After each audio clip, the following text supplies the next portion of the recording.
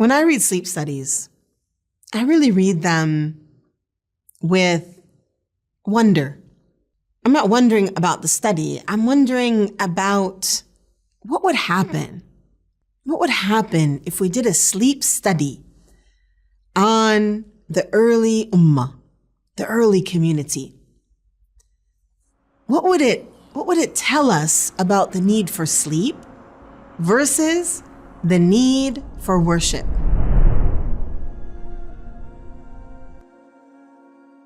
I know there are some studies out there because people have sent them to me around how meditation affects the heart and how meditation is healthy and replenishing for the body. If I'm not mistaken, equal to or even more so than sleep. And so what about tahajjud? Would not tahajjud be the same? That thing that the Prophet ﷺ spent so long in, wouldn't it also replenish us? Wouldn't it also be that thing that we need to give us the strength and well-being and spiritual health that we are all seeking and looking for? I believe so. I believe if we could do those tests and we could do a sleep study where we had those who did not pray tahajjud and we would look at how much sleep they actually need. And then we were able to compare them later with those who prayed tahajjud and see how much sleep they need. I believe they would need much less sleep, and I believe they would be more energetic. They would have more peace. Their temper would be less easily tripped. Tahajjud is a keystone habit. I learned about this term keystone habit from a book called The Power of Habit. A keystone habit is something that you begin here, and it's like a waterfall of other habits that follow it. So there's a really good story in the book The Power of Habit about a company that manufactured aluminum, and a new CEO took over the company.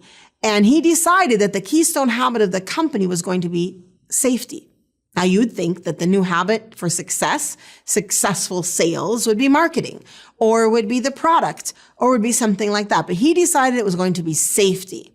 And because of that keystone habit of safety in the factory for aluminum, everything came up roses, as you can say. Their sales went up, their losses went down. Everything really became, in the business world, exactly as he had hoped. Now, in the spiritual world, what is that thing? It's tahajjud. People argue with me about this. They say, why tahajjud? No, it should be something else. Because if you pray tahajjud, you're not going to miss fajr. If you pray tahajjud and you pray fajr, you're not going to miss dhuhr. You're not going to miss asr. All of a sudden, the struggle to make the furud happen, that struggle isn't there, because the keystone habit is tahajjud. With the keystone habit of tahajjud as well, if you have fasting to make up, now you're up. You can have suhoor and you can start fasting. If you're getting up at tahajjud, you become more organized in your day, because the blessing of the ummah is in the morning. And so now you're up early, you've prayed your fajr prayer. Maybe you got a little, whatever you needed to get done at home. Maybe you got your exercise in. You took care of whatever you need to do. You're off to work. Maybe you cleaned the entire house. You went off to work. I remember one of my teachers, she used to say, by 6 a.m., tahajjud, morning dhikr, morning wirid, morning Quran, clean up the whole house. 6 o'clock, everything is done. Yalla, now you're ready to go out and serve the community, or do your job, or go to work, or whatever it is. Take care of the 8 children at home, mashallah. Whatever it is that you have to do. That early morning time, that habit, that keystone habit, that habit will change your life. It will change your life. And this concept of a keystone habit, so you start with this tahajjud time, and now you can start with a short one. Like if you say to yourself, oh, I can't do that, that's too much. Start with 2 minutes. Start with, it's not 2 minutes, that's probably too short. But start with, let's say 10. 10 minutes before fajr, jump up, make wudu, come, pray 2 rak'ahs. Make that a habit. Set your alarm for that. If you're getting up for fajr anyway, it's just a short amount of time. Now, in the beginning, you might have jet lag of extra worship because you're not used to getting up that early. So be patient with your body as it changes. Be patient with it. And don't say to yourself, oh, I need the extra sleep. This is a trick, or maybe a trip up, I can say, of shaitan, where shaitan comes to us and says, oh, no, we need so much extra sleep. Now, yes, go to bed early. Don't go to bed at 3 a.m. and expect to wake up at 3:30 for tahajjud. No. But as you begin to change your habits and get up early, you'll start to go to bed a little bit earlier. And this is going to help you get up even earlier. It's going to help you increase your tahajjud time. But be careful of telling yourself, no. I need sleep.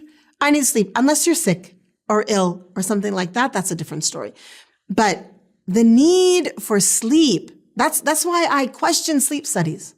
Where is this study that has examined the person who isn't heavy to the bed with sin? What makes us heavy to our beds? What makes us need to sleep? Exhaustion, physical exhaustion. We know this. This is not an indisputed fact that when you're exhausted, you need to sleep. Spiritual exhaustion is a thing. Spiritual exhaustion is real. But spiritual exhaustion, yes, sleep actually does help spiritual exhaustion. But what helps spiritual exhaustion more is tahajjud, is prayer, is dhikr, is recitation of Quran. All of these things we find in the night prayer. So when you're saying to yourself, I'm so tired, I'm struggling, I'm hurting, I'm in pain, know that your religion has given you a beautiful solution, a beautiful balm. When I was young, there used to be a commercial where a very stressed out woman, she was so stressed out and she would say, Calgon, take me away. And she would go sit in the bath and feel all better after 10 minutes. Our religion has given us something much better than a hot bath that gets cold after 15 minutes. Our religion has given us something that warms the spirit. We can say, tahajjud, take me away. A prayer that warms the spirit, a prayer that uplifts, gives energy, and is a keystone habit. It will help bring the rest of your life into the place you want it to be. The longing you have for God, the concern about what the things you're struggling with in life, go to tahajjud to find that solace and to find the beginning of the better life that you're looking for yourself. Allahumma salli wa sallim wa barik ala Sayyidina wa Nabiyyina Muhammad walhamdulillahi Rabbil Alameen.